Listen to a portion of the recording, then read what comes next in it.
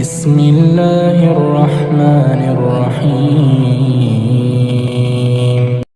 يسبح لله ما في السماوات وما في الأرض الملك القدوس العزيز الحكيم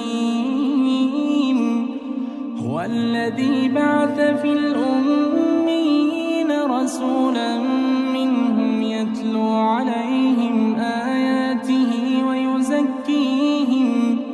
ويزكيهم ويعلمهم الكتاب والحكمة وإن كانوا من قبل لفي ضلال مبين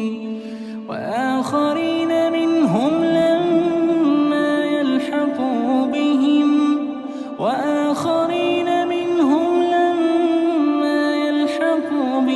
وهو العزيز الحكيم ذلك فضل الله يؤتيه من يشاء والله ذو الفضل العظيم مثل الذين حملوا التوراة ثم لم يحملوها كمثل الحمار يحمل أسفارا بئس مثل القوم الذين كذبوا بآيات الله والله لا يهدي القوم الظالمين قل يا أيها الذين هادوا إن زعمتم أنكم أولياء لله من دون الناس فتمنوا الموت إن كنتم صادقين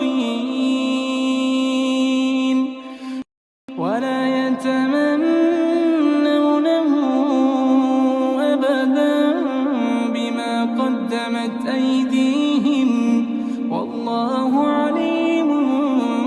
بالظالمين قل إن الموت الذي تفرون منه فإنه ملاقيكم ثم تردون إلى عالم الغيب والشهادة فينبئكم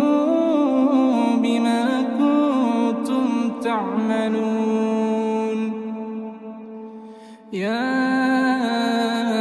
أيها الذين آمنوا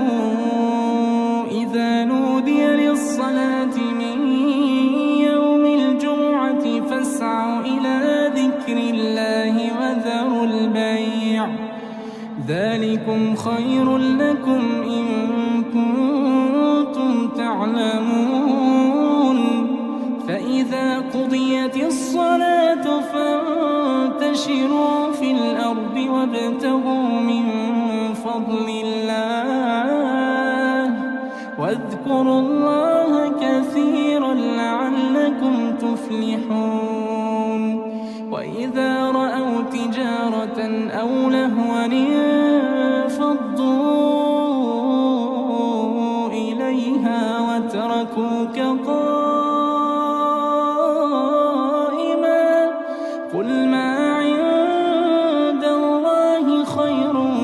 من اللهو ومن التجارة